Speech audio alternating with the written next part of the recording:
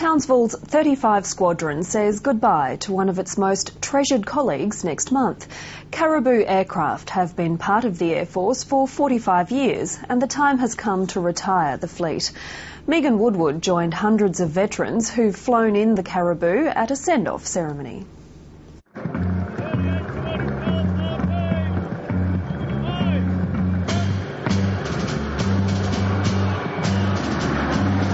The first men to fly the Caribou reckoned the aircraft would have a limited life of about a decade due to the nature of its hard, heavy lifting capabilities. But 45 years on, the workhorses are only just being retired.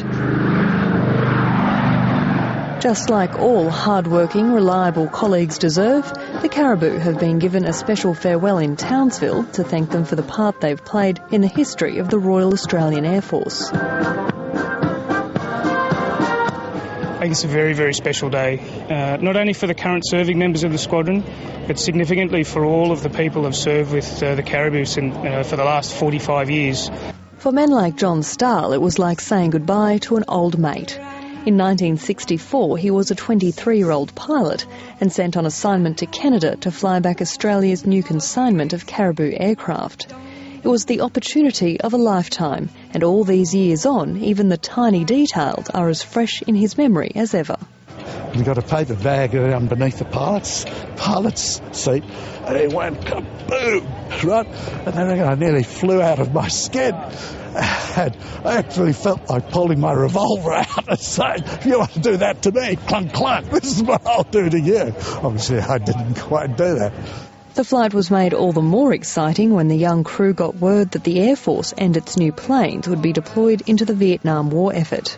And our boss said, gee whiz, we could go to Vietnam. We didn't quite know where it was, so someone went into the library and found an atlas and said, well, that's where it is. And someone said, hey, there's a real war over there. They shoot at people. So we got back to Australia and lo and behold, yeah, they formed a group and we said, off you go. So we had to do our medicals and we had to get the dog tags made and we had to make sure we were fit. It was in Vietnam that the Australians and the Caribou laid the foundations of their formidable team. While the Americans were reporting in at least one casualty a week in their fleet, the Aussies broke all records in terms of airlifts, as well as being the first aircraft to arrive in Vietnam. The Caribou were also the last to leave. With 6 aircraft, we did as much as 2 American squadrons in terms of passengers, loads, airdrops. We used to drop cows, we used to drop pigs. We used to do low-level drops, 6 foot above the ground with the wheels up.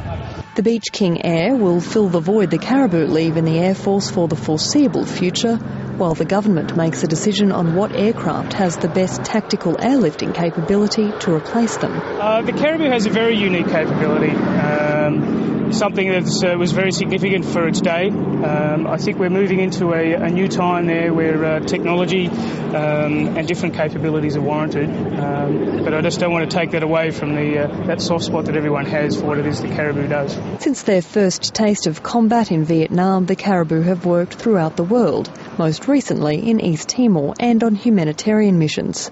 But for those who forged their career in and around the aircraft, the memories are very special. Very much so. I think anyone who's ever operated this aeroplane has got a very soft spot for operating with the aircraft.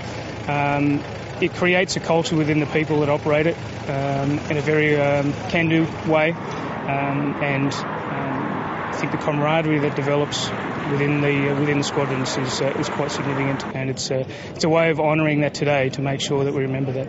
It's a bit like having a vintage car, I suppose. People have an emotional connection with their vintage cars, and I have an emotional connection to this aeroplane. I spent most of my Air Force career with them. It took me to the most, as I said before, some of the most amazing places you could imagine. And I'll never forget that. I've had a very blessed life and career due to these aeroplanes and this Air Force. So the only regret I've got is I can't do it all over again. The aircraft officially leave the skies this year, but will mark their place in the history books, with one to be displayed at the Australian War Museum and another at the Air Force Museum at Point Cook in Victoria.